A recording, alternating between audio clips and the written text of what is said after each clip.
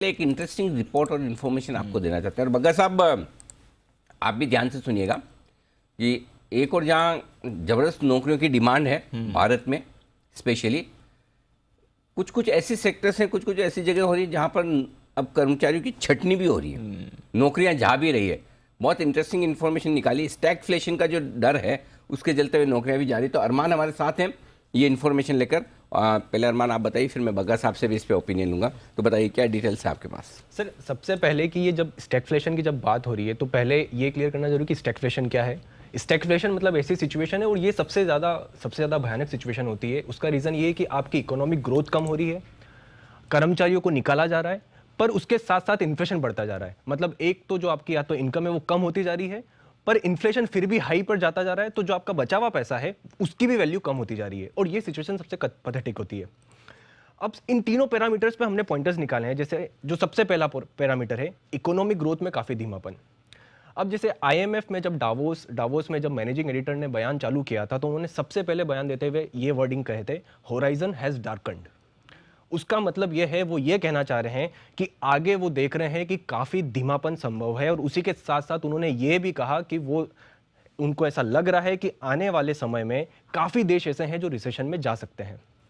World bank में global growth forecast जो है वो 4.1% से घटाकर 2.9% कर दिया।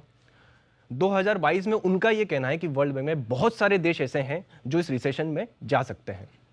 अब बात आती है सेकंड पर कि कर्मचारियों की छटनी।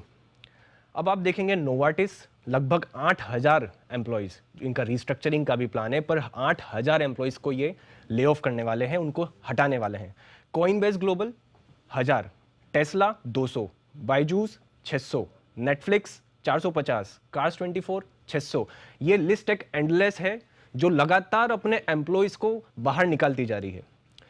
अब 2 पॉइंट पैरामीटर तो हो गए। तीसरा जो सबसे बड़ा दिक्कत की ऊंची महंगाई। अब अगर आप देखिए, जो जेरम पवाल साहब ने अभी आज भी कल भी कहा उन्होंने, और लगातार पहले भी उन्होंने कहा कि हमारा अभी सिर्फ मुख्य उद्देश्य ये है कि हमको इन्फ्लेशन को कंट्रोल करना है। ग्रोथ पर फोकस से ज़्यादा हमारा सिर्फ और सिर्फ मुख्य उद्देश्य ये इन्फ्लेशन को कंट्रोल करना। अगर आप ब्यूरो ऑफ लेबर स्टैटिस्टिक्स का डेटा रिपोर्ट देखेंगे तो उन्होंने कहा है कि मई में जो इन्फ्लेशन आया है 8.6%, वो 1981 के बाद सबसे ज़्यादा है। उसी के साथ साथ अगर पिछले 2 साल में जो इन्फ्लेशन हुआ है, अगर जो आप एडवांस इकोनॉमी की बात कर रहे हैं, उसमें अगर जो टोटल 44 उसमें से 37 जो एडवांस इकोनॉमीज है, उनकी जो महंगाई पिछले 2 साल में दोगुनी से भी ज़्यादा हो चुकी है। हमारे आरबीआई गवर्नर ने भी ये कहा है कि जो हमारा महंगाई का जो टॉलरेंस बैंड है, उससे भी हमारी जो अभी महंगाई है वो ज़्यादा है। तो ये तीनों पैरामीटर्स के हमें कहीं ना कहीं ये झलकियाँ दिख रही हैं कि आपकी इकोनॉमिक ग्रोथ स्लो डाउन हो रही है, आपको एम्प्लॉयज़ को हटाया जा रहा है, एम्प्लॉयज़ की इनकम्स को कम किया हो रही है। उसी के साथ साथ इन्फ्लेशन जो है पर वो तो कंट्रोल नहीं हो रहा है। तो ये सारी पॉइंट्स हैं जो इस स्टैगफ्लेशन की एक दिक्कत को बता रहे हैं।